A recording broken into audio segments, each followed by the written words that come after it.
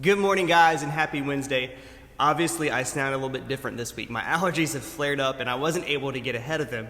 So it seems like I dropped an octave in my singing voice this week, which is great, but it doesn't stay around for long. It's not as glamorous as it may sound. I think we all mess up sometimes when it comes to allergies or something like that, right? We have this course of medication that we're prescribed to take by our doctors, and it's supposed to keep the symptoms at bay or even heal an infection or something like that. And we take just enough to start feeling better, and then we think that our bodies can handle it from the rest of the way, right? We can get it from there. And then a few days later, after we stop, we're actually worse than we were to start with. And that's why our doctors tell us to always finish the entire course of the medicine. I've heard that so many times, right? To make sure that we don't mess it up and end up worse than we started.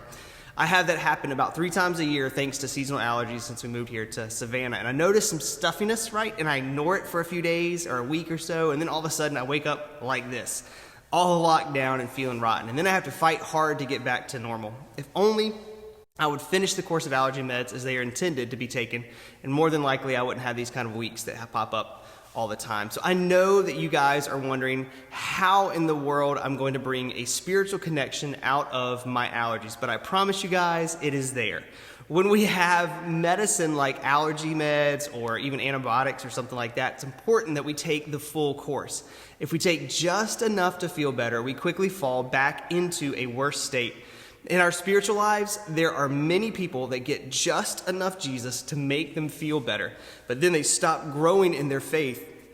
They're saved, but then they remain spiritually immature. And this should not be the case. It should not be the way that we handle our faith. We should finish the course in developing a strong and a deep faith. That is the kind of faith that will allow us to live a powerful life for the kingdom of God, right? So in the book of Hebrews, I was reading chapter 5, and actually this is what it says. For though by this time you ought to be teachers, you need someone to teach you, again, the basic principles of the oracles of God. You need milk, not solid food, for everyone who lives on milk is unskilled in the word of righteousness, since he is a child.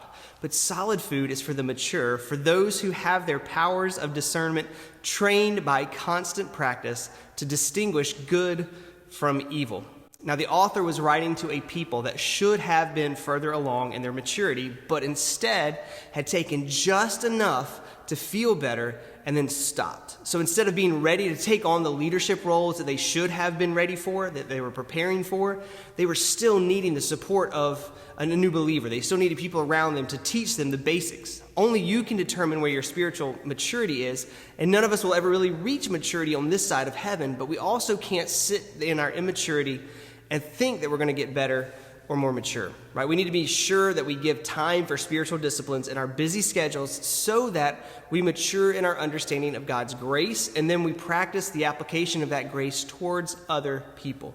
We need to make sure that our head knowledge of spiritual things becomes wisdom that is lived out daily in how we interact with other people. Then we will grow, we will mature, and we will fulfill the call that God has placed on each of our lives. Guys, I hope you have a great rest of your week. We will see you all real soon.